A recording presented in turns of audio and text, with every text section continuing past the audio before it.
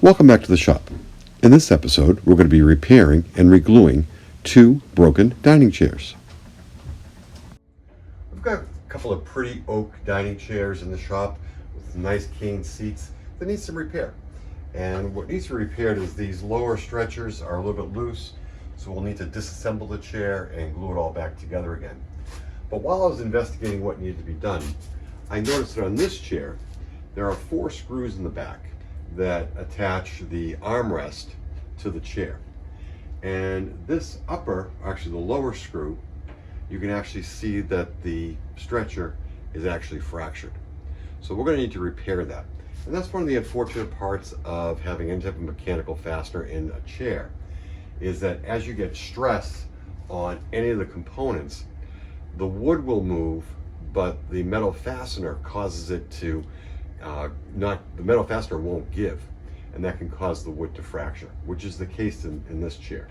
So we're going to disassemble the chairs, probably work on this one first. That'll be the easiest, but then we're going to tackle that one, and that one's going to be a unique repair in the shop. So stick around, you can see how we tackle the repairs on these 2 chairs. One of the steps in disassembling this chair is removing all these old screws. So what I'll do is go through with a razor knife and break the seal of the finish from under the screws, just to make it a little bit easier to get the screws out.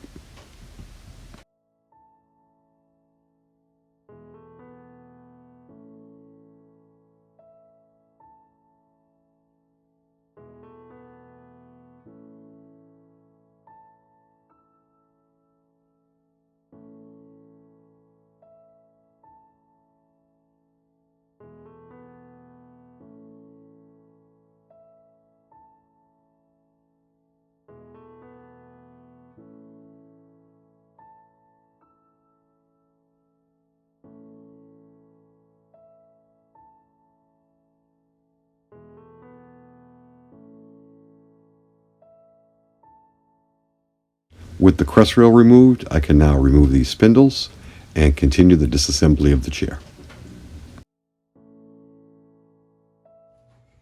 The back of this crest rail had a split, or a sliver that was coming off. And before I could make repairs to the screw holes, I needed to glue that split down. So because it was a repair to the actual piece itself, I used some PVA glue, clamped it down, and my glue block actually has some clear packing tape on it. That way the glue doesn't stick to the wood and it doesn't stick back to the crest rail. So now I'm going to make a repair to the back of the crest rails to these holes. The back of the chair actually screws into this crest rail, and the holes are not deep enough to be able to accept a dowel, and they're also very much elongated. So what I'm going to use is a Mohawk epoxy stick that is color tinted to the oak, so that's a pretty good match. And what you do is you slice off the end. It's combined together. It almost looks like a Tootsie Roll with the epoxy hardener on the inside. And what we'll do is we will fill in these gaps, and it glues up in about 15 to 20 minutes. And it is, you can use a chisel on it, you can sand it, you can drill it so that it's structural, so that I'll be able to make the repairs to the back of this crest rail to be able to get the legs back on. Using a knife, I cut off how much I think I'm going to need.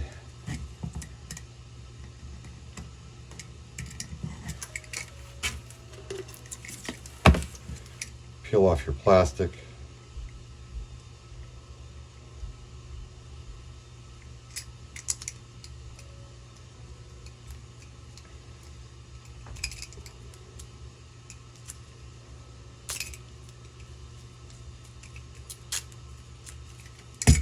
And then what you want to do is knead the epoxy.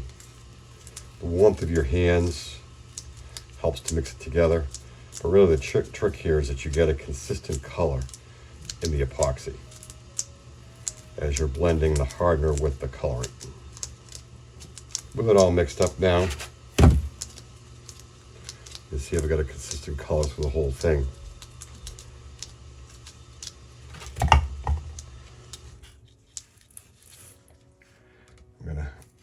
jam it into that hole. And you have a fair amount of working time with it. It hardens up in 15 to 20 minutes. But it gives you enough time to make the necessary repairs.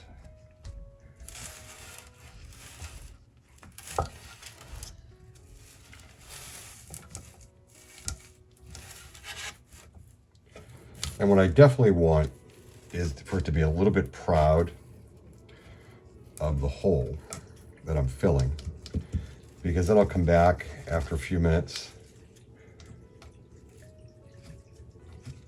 and remove any excess. Again, you don't have a ton of time, working time with it, but you have enough to be able to make these small repairs.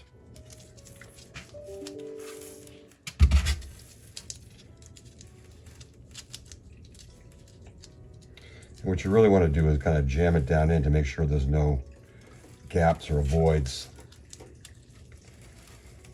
under the epoxy.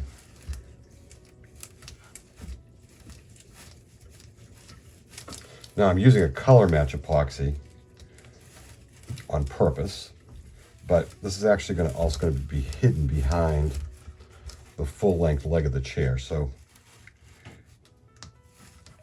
it would not have been the worst thing if I didn't have the right color, but this is a good color match for this oak. All right, it is sat for a few minutes. And what I'm going to do is just wet the tip of my chisel with some water. That will help as a lubricant as I try and clean this off.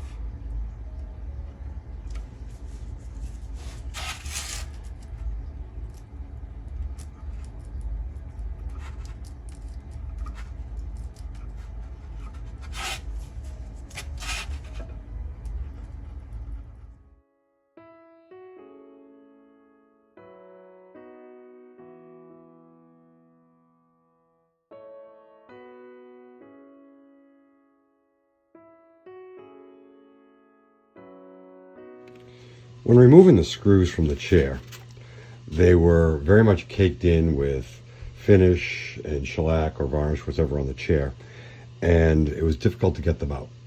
So some of the slots were definitely worn, and it was a real chore to get them out. So I want to reuse the same screws. So what I'm going to do is a little bit of work to clean up the screw heads themselves, where there were burrs from the screwdriver.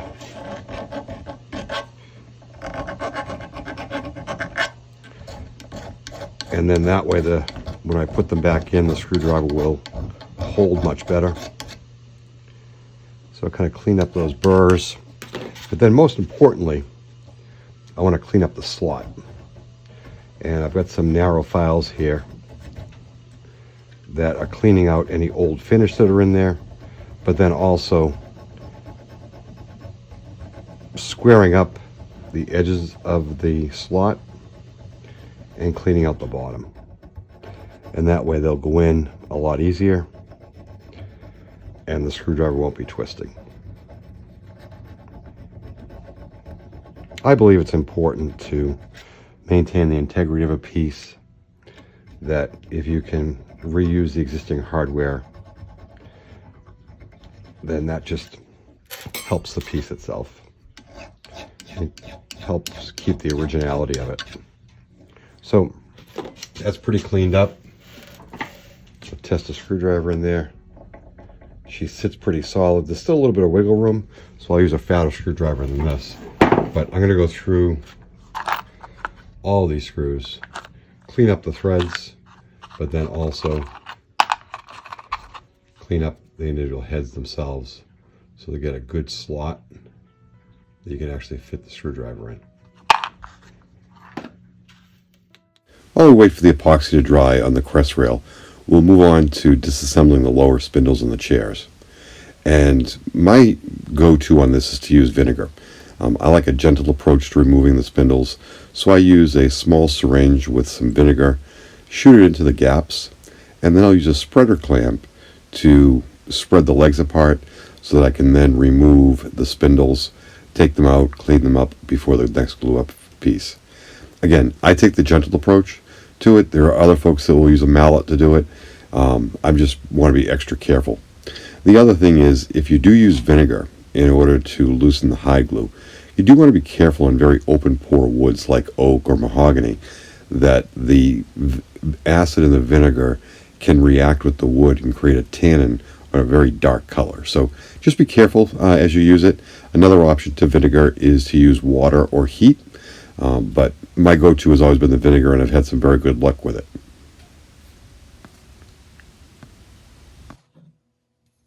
I've disassembled as much of the chair that will come apart. So now I'm going to go through and do a cleanup of all the ends of the spindles to remove all the old glue, because new glue will not adhere to old glue. So I just have a wood rasp, very gentle file, just going through. I don't want to change the shape of the tenon, but what I want to do is clean off as much of that old glue as possible. Any type of a wood file would work for this. And then I clean up the ends.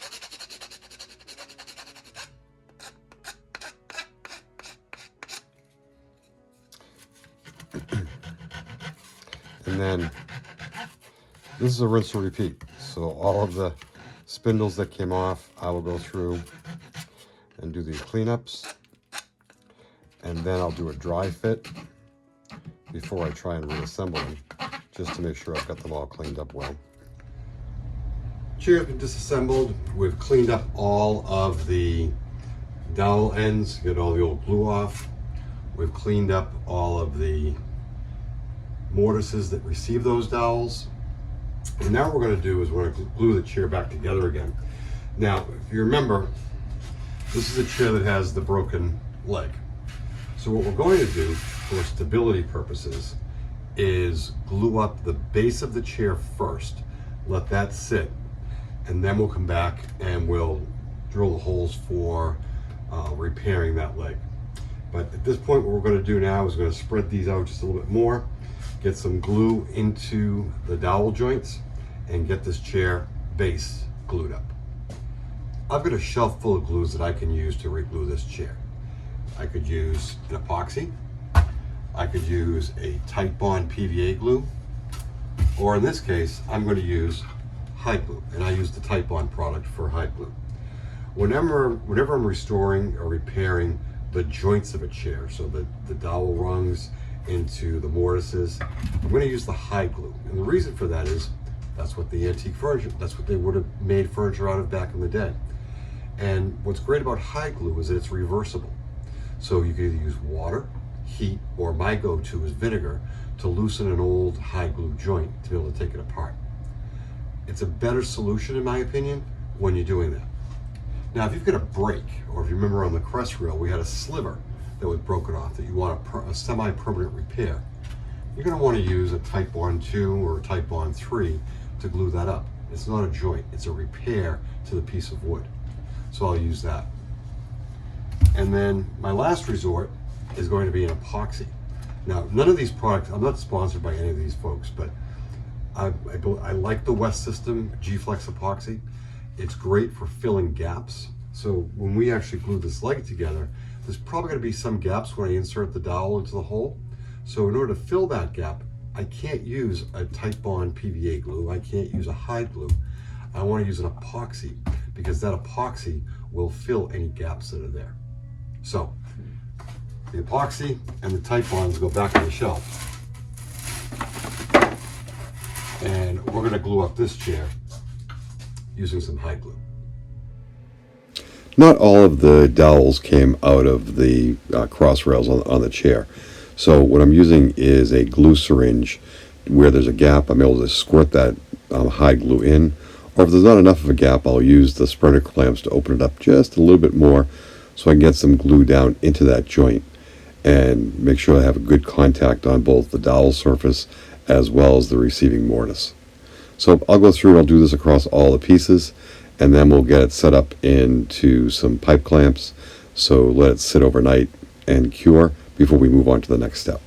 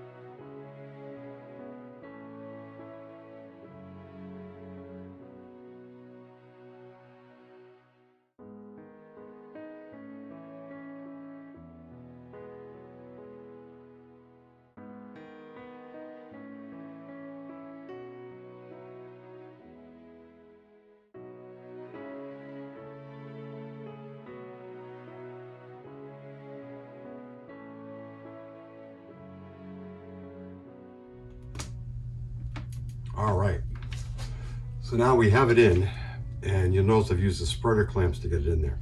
This is not my permanent solution.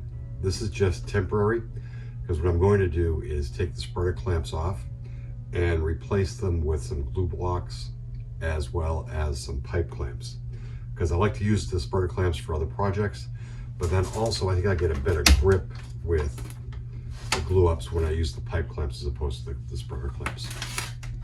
So we're going to swap over and get those pipe clamps ready. A trick I like to use when I'm using glue blocks is I'll have a little spreader clamp that just temporarily hold that glue block in place when I apply before I apply the pipe clamp, or I may just use some blue masking tape to hold the glue block in place. It just makes it easier between balancing the clamp as well as the glue box to be able to get them attached on there. So that's just a quick tip. Get yourself a little spring clamp or a little small grip clamp, or use some masking tape to hold your glue blocks in place before applying your final clamp onto the piece. When we got this chair in the shop, we knew that we were going to have to reglue the spindles on the bottom. And what we found is that one of the legs was actually broken. So literally, as I was taking the screw out, it completely disassembled. So you can see this is a very jagged break. And it's a jagged break here as well. So normally what I would do is flush it off, glue a dowel on, put another dowel pin inside. But I'm not going to be able to do that this time, because there's not a lot of space between the top and where the mortise begins for the chair splat that goes across the back. So we're going to have to drill this with a jagged edge. So because it's not going to be flush, I'm going to need to build a jig in order to go down over the top to ensure I align my holes properly. So what I'm going to do is I'm going to drill a hole in the bottom of this that's 1 5/16 inches, which is the width of the leg, and drill down a 3/4 inch hole to guide my Forstner bit to go down through this side as well as through this side. So we're going to put the jig together. Just simple 3" by 2.5" pine blocks that I glued up using some Titebond 2 glue. I'm going to find the center and then bring it over to the drill press and drill a pilot hole.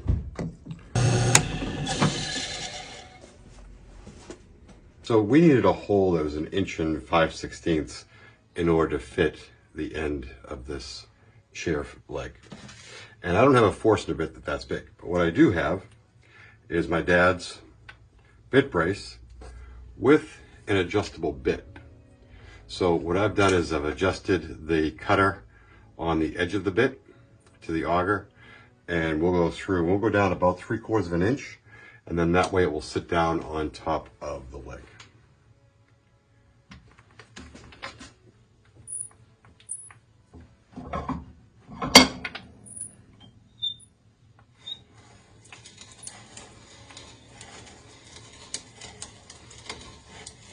So now what we're going to do is we're going to drill down with a 3/4 inch down, and then that way we'll be able to have a complete pass through. With the jig complete, we can now start to drill our holes. So I'll first take the broken piece, insert that into the bench vise, and I want to make sure that the leg is perfectly straight up and down. So I'll actually put a level on this to make sure that it's plumb, and then I'll put my drill jig on top of the leg with the 1 5/16 inches hole piece going down, and I'll make sure that that is perfectly square to the leg. With a nice tight fit, I can then use my Forstner bit and drill my 3/4 inch hole down through the leg of the chair. I'm also going to put a speed square on the bench just to use as a guide for my eye to make sure that as I'm drilling a nice straight hole down through the leg of the chair.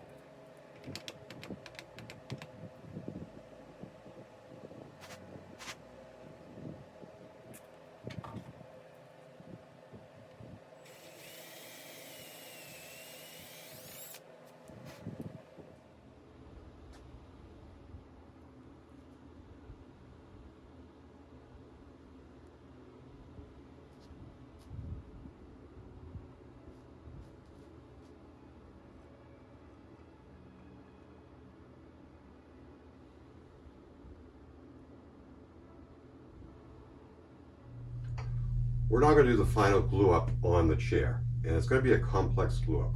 The first thing we're going to do is on the solid leg, glue in the back with the splat for the mortise and tenon, and then we're going to attach the broken leg here with the dowel, and we're going to be doing two parts. So as I glue in this tenon, I'm going to be using hide glue.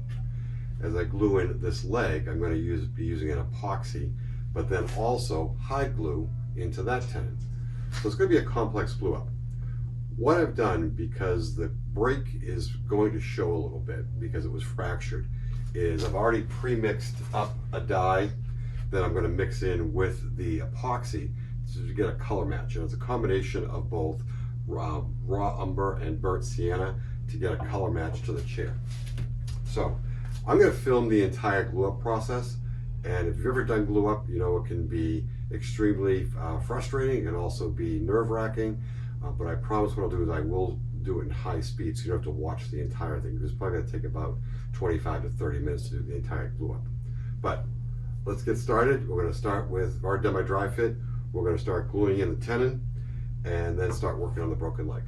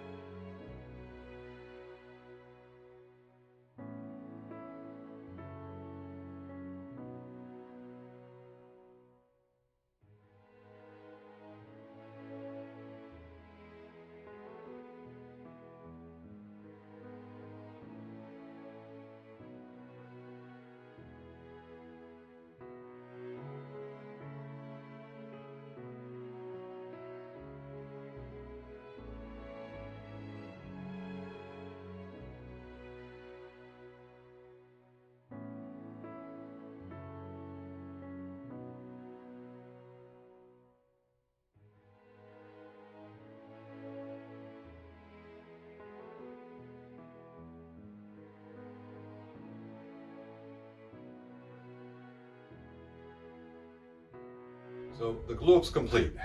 The clamps are in place, having pressure going down for that epoxy glue up. We also have clamps going across for that center splat, for that to be solid. I also put clamps in the back because the crest rail where it attaches to the top was tilted just a little bit. What I want to do is I want to make sure that it glues in a place where I can reapply those screws. So put some small hand clamps there, and then also another clamp down the bottom to make sure that the alignment of my fracture was good. The last step that I do when I glue up chairs, and I learned this the hard way, is I make sure that it's on a flat surface while the glue is still wet. I put a piece of plywood on the seat, and then I add about 35 or 40 pounds of weight to the seat itself. What that does is it ensures that the weight is pushing down, and as the pieces glue, that your legs stay level. And it's important to have a flat surface. And for me, I'm using the top of my router table, which is an old Corian countertop. So we're gonna let this sit overnight. It takes 7 to 10 hours for the epoxy to dry, and it's usually about 24 hours for the hide glue. So this is gonna sit overnight. Tomorrow we'll come back and we'll put the screws back in.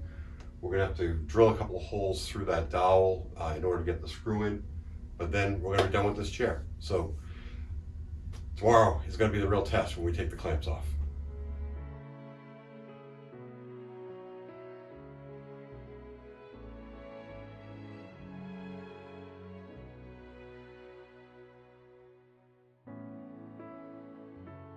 The glue up went better than expected. The alignment of the fracture is spot on, and the color match of the epoxy is going to make the touch-ups very easy. So I'm going to go through now, finish removing the clamps as well as the glue blocks, and then we'll reinstall the screws and complete the assembly of the chair.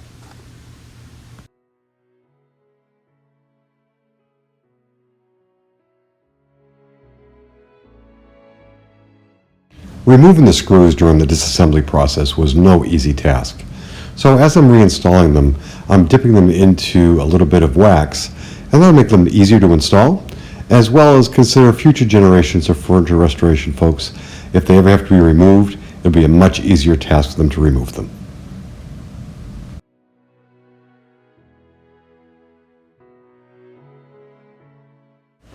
On to the final steps of the repair.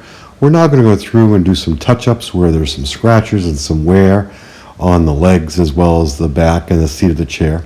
And we'll also do some touch-ups to where we had done our repair. What I've used is a Mohawk powdered dye that I mixed in with shellac to get a color match. And then using an artist brush, go through and just touch up those spots where there's some nicks and scratches. And then we'll spend some time focusing on the repair that we made. So what have we done? We've repaired and re-glued the base as well as the spindle in this chair, reattached the crest rail in the back using the Mohawk epoxy stick, and then did some minor touch-ups across the entire chair. So this one's ready to go. This other chair is where we had a little bit more work.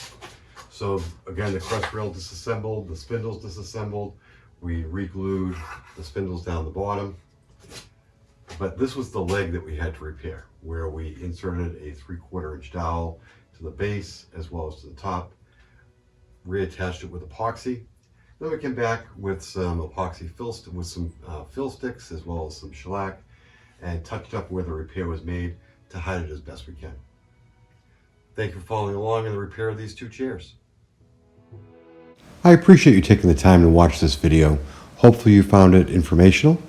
If you're not already a subscriber, please consider subscribing and like and comment below with any questions or comments regarding this or any of the other videos on our channel. Thank you.